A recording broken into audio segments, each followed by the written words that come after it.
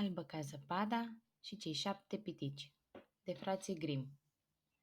Ci că într-o iarnă, pe când zăpada cădea din înaltul nemărginit al cerului în fulgi mari și pufoși, o împărăteasă sta într-un jilț și cosea lângă o fereastră cu pervazul negru ca abanosul. Și cum cosea ea așa, aruncându-și din când în când privirile la ninsoarea ce se cernea de sus, se întâmplă să se înțepe cu acul în deget și 3 picături de sânge căzură în zăpadă. Roșul sângelui arăta atât de frumos pe albul zăpezii că împărăteasa rămase încântată și gândi în sinea ei: ce n-aș da să am un copil alb ca zăpada, roșu ca sângele și cu părul negru ca abanosul.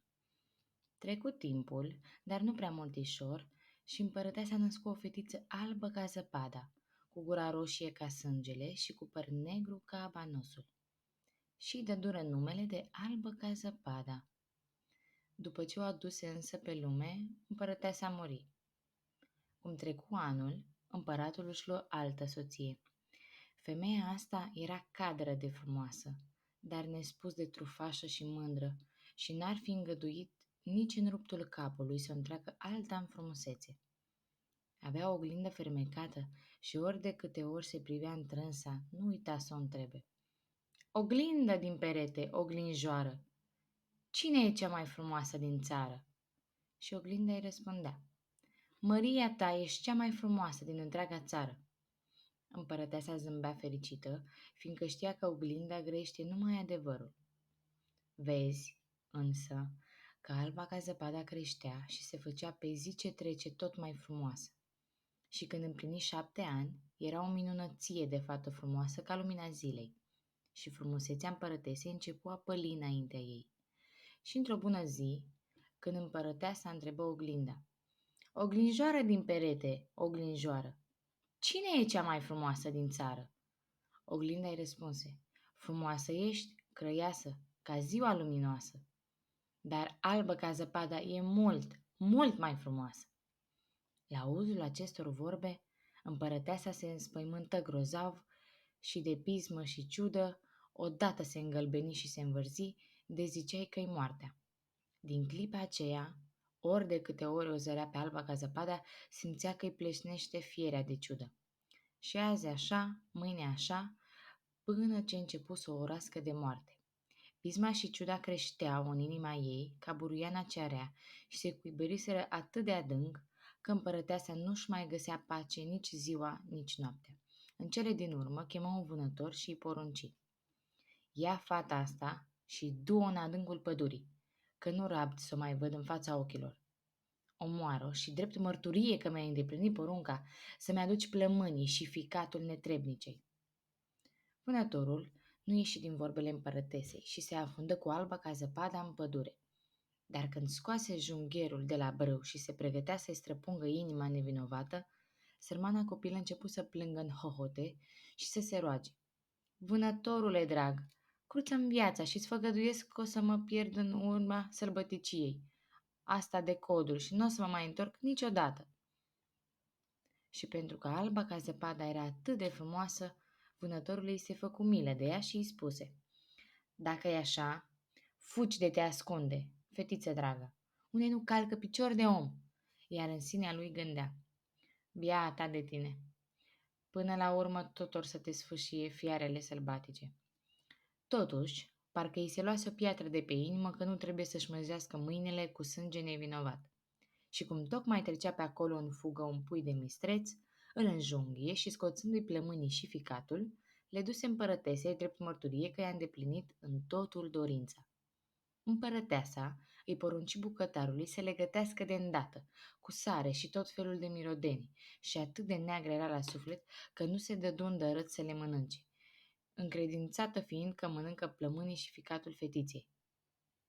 Biata copilă rămăsese singură, singurică în pădurea cea nesfârșită și era atât de înfricoșată că privea mulțimea frunzelor de pe copaci ca și când de acolo ar fi putut să se ivească vreo primejdie și nu știa în ce chip și-ar putea găsi scăparea. Într-un sfârșit începu să alerge și gonea într-una, peste bolovani, colțuroși și printre mărăcini, iar fiarele sălbatice tăceau în fugă pe dinaintea ei. dar nu-i făceau niciun rău. Alergă ea așa, cât o mai ținură picioarele, și în geana murgului dădu cu ochii de o căsuță și intrară înăuntru să se odihnească. În căsuță, toate lucrurile erau mititele, dar atât de gingașe și sclipind de curățenie, că ți era mai mare dragul să le privești. Pe o măsuță acoperită cu o față de masă albă erau rânduite 7 talere mici și lângă fiecare taler se afla câte o linguriță, o furculiță, un cuțitaș și o cupă cât un degetar. Iar de-a lungul unui perete se înșirau 7 pătuceane, așternute cu cearșafuri albe ca neaua. Cum era tare flămândă și însetată, Alba ca zăpada ciuguli câte un pic din fiecare taler, ciupi câte o fărâmiță de pâine și sorbi din fiecare cupă câte o înghițitură de vin, fiindcă nu voia să ia toată mâncarea numai de la unul singur. Și fiindcă se simțea grozav de obosită, dăduse să se culce într-un pătuț, dar nici unul nu îi se potrivea. Unul era prea lung, altul era prea scurt și abia ultimul pătuț se nimeri să fie pe măsura ei. Fata se culcă în el și a dormit. Când se întunecă de-a binelea, sosiră și stăpânii căsuței. Erau cei 7 pitici, care sferdeleau munții, scormonind în măruntaiele lor pentru a scoate la lumină tot soiul de metale. Ei aprinseră cele 7 lumânărele și, de îndată ce se făcu lumină în căsuță, își dădură seama că cineva străin cotrobăise peste tot, fiindcă lucrurile nu se mai aflau la locul lor, așa cum le lăsaseră la plecare. Și atunci primul pitic zise: "Cine a stat pe scaunelul meu?" Al doilea urmă: "Cine a mâncat din talerul meu?" Al treilea: "Cine a mușcat din pâinișoara mea?" Al patrulea: "Cine a luat din legumele mele?" Al cincilea: "Cine a umblat cu furculița mea?" Al șaselea: "Cine a tăiat cu cuțitașul meu?" Al șaptelea întrebă și el: "Cine a băut din cupa mea?" Primul pitic cătă în jur mai bine cu luarea minte și pe dată văzu o mică adâncitură în pătucul lui. "Cine s-a culcat în pătuțul meu?" se minună el. Ceilalți alergară într-o goană la pătunceanurile lor și începu să strige care mai de care: "Și în pătuțul meu a stat cineva!" Dar când cel de-al 7-lea se apropie de pătucul său, dete cu ochii de albă ca zăpada, care stătea în el adâncită în somn. Îi chemară pe ceilalți și cu toții veniră în grabă, scoțând strigăte de uimire. Apoi îndreptară spre albă ca zăpada lumina celor 7 lumânărele și rămăseseră să o privească. "Doamne, Dumnezeule!" apucară ei să strige. "Tare frumoasă mai e copila asta!" Și atât de bucuroși erau că nu se îndurară să o trezească, ci o lăsară să doarmă mai departe în pătuț. Iar cel de-al 7-lea pitic dormi câte un ceas în patul fiecăruia și așa trecu noaptea. Când se lumină de zi, albă ca zăpada deschise încetinel ochii și văzându-i pe cei 7 pitici, se sperie rău. Dar ei se arătară prietenoși și începură să o întrebe cu blândețe: "Cum te cheamă, fetițo?" "Albă ca zăpada," răspunse ea. "Și cum se face că ai ajuns în căsuța noastră?" o mai întrebară ei. Atunci Albă ca zăpada le povesti de-a fira păr totul. Cum maică sa vitrică a pus să o omoare, dar vânătorul se îndurase de ea și îi lăsase viața, și cum gonise toată ziulica prin pădure până ce dăduse peste căsuța lor. După ce o ascultară, fără să scape vreun cuvințel din istorisirea ei, piticii ziseră: "Dacă te învoiești să vezi de gospodăria noastră, să gătești, să faci paturile, să coși, să speli, să împletești și să ții totul în bună rânduială și curățenie, apoi poți rămâne la noi și nu o să duci lipsă de nimic." "Da, primesc cu dragă inimă," răspunse Albă ca zăpada și de atunci rămase la ei. Ea îngrija acum de toate treburile casei și în fiecare dimineață piticii plecau în munți să scoată aur și tot soiul de alte metale și când se întorceau seara acasă, găseau mâncarea gata, aburind pe cuptor.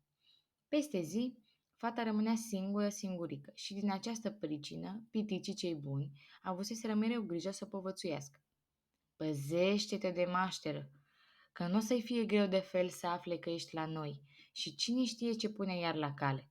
Nu cumva să lași pe cineva să intre în casă." Iar împărăteasa, fiind încredințată că mâncase plămânii și ficatul fiicei ei vitrege, Se credea iarăși cea mai frumoasă femeie pe lume. Și într-o zi, apropiindu-se de oglindă, o întrebă. Oglinjoară din perete, oglinjoară, cine e cea mai frumoasă din țară? Atunci oglinda îi răspunse. Frumoasă ești, crăiasă, ca ziua luminoasă. Dar colo, ascunsă în munți, stă albă ca zăpadă, la cei 7 cărunți, și mult mai frumoasă. Împărăteasa se sperie din calea afară, fiindcă știa prea bine că oglinda nu minte, și își dădu pe dată seama că vânătorul nu înșelase și că alba ca zăpada era încă în viață. Începu ea atunci să se frământe și să chibzuiască în ce chip ar putea să o piardă din nou, căci atâta vreme cât nu era cea mai frumoasă din toată împărăția, pisma îi chinuia sufletul fără răgaz și n-avea clipă de liniște. În cele din urmă născoți ceva. Își vopsi fața și se îmbrăcă întocmai ca o bătrână neguțătoreasă, că nimeni n-ar mai fi putut să o recunoască. Schimbată astfel la înfățișare, o porni peste cei 7 munți și într-un sfârșit se pomeni în fața căscioarei celor 7 pitici. Bătu la ușă și strigă din toată puterea. De vânzare, marfă frumoasă! De vânzare! Albă ca zăpada își aruncă o privire pe geam și întrebă. Bună ziua! Tușică dragă, dar ce ai matale de vânzare? Marfă bună și frumoasă, se grăbi să-i răspundă neguțătoreasa. Cingători de toate culorile. Și vicleana scoase una împletită din mătase bălțată. Se vede cât de colo că e o femeie de treabă, gândi fata. Așa că n-am de ce să nu las înăuntru, că doar n-o fi foc. Trase zăvorul, o pofti să intre și își cumpără cingătoarea cea frumoasă. Vai, ce poțiție ai pus-o, fetițo! Ia apropie-te, să te gătesc eu cu ea, așa cum se cuvine. O îmbie cu blândețe femeia. Albă ca zăpada, n-avea de unde să bănuiască că ar paște o vreo primejdie și o lăsă să-i pună cingătoarea. Dar băbușca o încinse repede cu ea și o strânse atât de tare că fetei se tăia răsuflarea și căzu pe jos ca moartă. Ei, de acum nu o să mai fi tu cea mai frumoasă, hohoti împărăteasa și o șterse repede pe ușă. Nu mai trecu mult și spre seară veni la casă cei 7 pitici. Și cum se mai speriară bieții de ei când o găsiră pe iubita lor albă ca zăpada, zăcând la pământ, fără simțire, de parcă ar fi fost moartă. O ridicară de jos și văzând cât de strâns era mijlocul, tăiară în 2 cingătoarea. Fata prinse răsufla, iar și încetul cu încetul își reveni în simțiri. Le povestia piticilor toate câte s-au întâmplat și aceștia i-a traseră din nou luarea minte. Neguțătoreasa aceea nu era alta decât haina de împărăteasă. Ferește-te, barem de acum încolo, fată dragă, și nu mai lăsa pe nimeni să intre când nu suntem noi acasă. Și tare multă dreptate aveau că femeia cea neagră la inimă nici nu așteptă să treacă bine pragul palatului și se duce glonț la oglindă și o întrebă. Oglinjoară din perete, oglinjoară, cine e cea mai frumoasă din țară? Iar oglinda, pe dată, îi răspunse. Frumoasă ești, crăiasă, ca ziua luminoasă, dar colo, ascunsă în munți, stă albă ca zăpada la cei 7 cărunți, pitici, și e mult mai frumoasă. Împărăteasa rămase ca stană de piatră când auzi asta și simți că îi nevălește tot sângele în cap, ca un vârtej, de câtă spaimă și mânie clocotea în ea. Va să zică, tot nu scăpase de alba ca zăpada, tot vie era netrebnic asta. Ei bine, de data asta m-o strădui să născocești ceva fără de greș, ca să-ți viu de-a binelea de hac. Și cum la farmece și vrăji nu întrecea nimeni, haina de împărăteasă meșteri un pieptene otrăvit. După aceea îi schimbă hainele, își luă înfățișarea unei băbuțe gârbovite de ani și iarăși o porni peste cei 7 munți la cei 7 pitici cărunți. Ajungând ea la căsuța lor, ciocăni în ușă și strigă. Marfă bună de vânzare! Marfă bună! Albă ca zăpada, cătă afară pe geam și spuse. Vezi-ți de drum, femeie, că n-am voie să las pe nimeni înăuntru. Dar de privit cred că ai voie să privești. Nu-i așa? și scoțând pieptenele cel otrăvit, îl tot plimbă pe sub ochii fetei. Atât de mult îi plăcuse pieptenul, că Alba ca zăpada se lăsa amăgită și deschise ușa. După ce se învoiră din preț, bătrâna o momi cu cele mai dulci vorbe. Ia vină încoala, baba, să te pieptene, ca să fii și tu odată pieptănată ca lumea. Biata Alba ca zăpada nu se gândi la nimic rău și se lăsă pieptănată. Dar de-abia îi trecu băbușca pieptenele prin păr, că otrava și început să lucreze prin toate mădularele, arătându-și puterea ucigătoare și beata copilă căzu jos, fără viață. Acum s-a sfârșit cu tine, frumoasa frumoaselor, rânji la ea femeia cea haină și în timp ce se grăbea să se îndepărteze de acele locuri, sufletul ei negru clocotea de o bucurie drăcească. Dar, spre norocul fetei, înserarea coborâ curând și cei 7 pitici sosiră acasă. De îndată ce o văzură pe Alba ca zăpada zăcând fără viață, bănuiră că maștera trebuie să fi pus iar ceva la cale și, cercetând copila cu grijă, dădură peste pieptenele cel otrăvit. Cum îl smulseră din păr, Alba ca zăpada își reveni în fire, ca și când ar fi dormit numai nițeluș, și prinse a le povesti cele întâmplate. Dimineața, pitice sfătuiră din nou să fie cu ochii în patru și să nu mai deschidă nimănui ușa, fie ce-o fi. Și apoi se duseră la treburile lor. În acest timp, împărăteasa ajunse la palatul ei și, așezându-se în fața oglinzii, se grăbi să o întrebe.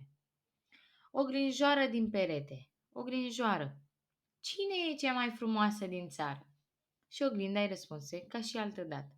Frumoasă ești, crăiasă, ca ziua luminoasă. Dar acolo, ascunsă în munți, sta Alba ca zăpada la cei 7 pitici cărunți. Și mult mai frumoasă. Auzindu-i spusele, împărăteasa a început să tremure toată și să clocotească de mânie. Netrebnica asta trebuie să moară, chiar de-ar fi să plătesc moartea ei cu prețul vieții mele. Se strecura apoi într-o odăiță dosnică, în care nu călca picior de om, și amestecă de aici, amestecă de colo, până ce plămădi un măr otrăvit. La înfățișare, mărul era nespus de frumos, alb ca spuma, pe o parte și rumen pe alta, că oricine l-ar fi văzut se trezea numai decât pofta să-l mănânce. Dar cine ar fi apucat să muște numai o dată din el, zile multe nu mai avea și cădea mort pe loc. După ce sfârși de meșteșugit mărul, împărăteasa își boi fața și se îmbrăcă în straie de țărancă.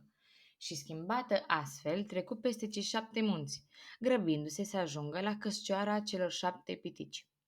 Aici bătu la ușă, dar Alba ca zăpada scoase capul pe fereastră și îi spuse: Nu pot lăsa pe nimeni să intre, că nu-mi dau voie piticii. Altă pagubă să n-am, răspunse țăranca. Slavă Domnului, găsesc eu mușteni pentru merele mele, dar până una alta, haide ia și tu unul, că nu-i de bani. Nici nu mă gândesc să-l iau, răspunse Alba ca zăpada. N-am voie să primesc nimic. Ce? Te temi să nu mor cumva otrăvită? Strecură ea cu viclinie întrebarea. Fii pe pace, copilițo. Iaca, tai mărul în 2, bucata asta rumene mănânc-o tu, iar pe cealaltă voi mânca-o eu. Dar vezi că mărul era cu meșteșug făcut, că numai partea cea rumenă era otrăvită. Alba ca zăpada răvânea de nu mai putea să guste odată din măr. Și când o vedea pe țărancă mușcând din el, nu mai putu răbda și, întinzând mâna pe fereastră, luă jumătatea cea înveninată. Dar n-apucă să înghită decât o îmbucătură, că și căzu jos, fără suflare. Împărăteasa îi aruncă priviri ca de fiară și, beată de bucurie, strigă printre hohote de râs. Albă ca zăpada, roșie ca sângele și neagră ca banosul, de acu piticii n-or mai putea să te învie. Plecă de acolo cât putu de repede și când ajunse la palat, întrebă iar oglinda. Oglinjoară din perete, oglinjoară, cine e cea mai frumoasă din țară? Și deodată auzi vorbele după care tânjise atât. Măria ta e cea mai frumoasă din întreaga țară. Abia acum își găsi liniștea inima ei cea pismașă, pe cât poate fi liniștită o inimă pismașă. În faptul serii, când piticii se întoarseră acasă, o găsiră pe Alba ca zăpada săcând pe jos, fără pic de suflare. Era moartă ca toți morți. O ridicară, căutând să vadă dacă nu găsesc vreun lucru înveninat. Îi desfăcură cingătoarea, o pieptănară, o spălară cu apă și cu vin, dar totul fu zadarnic. Copila cea dragă era moartă ca toți morții și moartă rămase. Atunci o așezară pe o năsălie și, strângându-se cu toții 7 în jurul ei, plânse la amar și o jeliră 3 zile încheiate. Vrură după aceea să o îngroape, dar fata arăta atât de frumoasă de parcă s-ar fi dat doar în somn și în obraj avea aceeași bujor roșii dintotdeauna.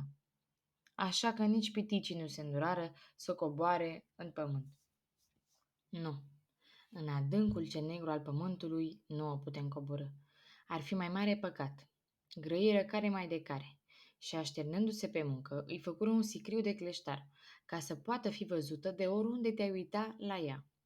O culcară apoi înăuntru și deasupra îi scriseseră numele cu slove de aur, precum și că a fost fiică de împărat. Apoi urcară sicriul pe un vârf de munte, de la așezare acolo, și de fiecare dată rămânea câte unul de veghe. Vietățile pădurii începură a veni și ele să o jelească. Mai întâi se arătă o buhă, apoi un corb și în urma acestora o hulubiță.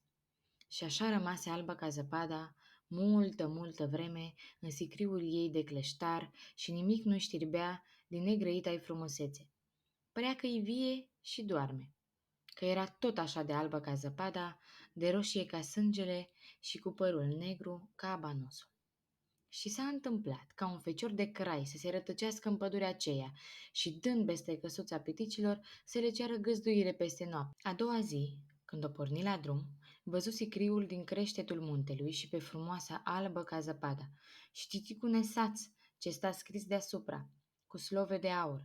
Și cum privea vrăjit și nu se putea desprinde de locul acela, începu a-i ruga pe pitici: dați-mi mie sicriul și o să vă dau în schimb tot ce vă pofti inima. Dar piticii răspunseră: nu ți-l dăm nici pentru tot aurul din lume. Dacă văzu așa, feciorul de împărat îi rugă și cu mai multă stăruință și ardoare: atunci îndurați-vă și mi-l dăruiți, că de când i-am zărit chipul, nu mai pot trăi fără să o văd pe albă ca zăpada. Și vă asigur că o voi cinsti mereu și o voi păzi ca pe făptura care mi-e ce mai scumpă pe lume. Auzindu-l cu cât foc vorbea, inimoși și pitici se îndurară de el și de dură sicriul.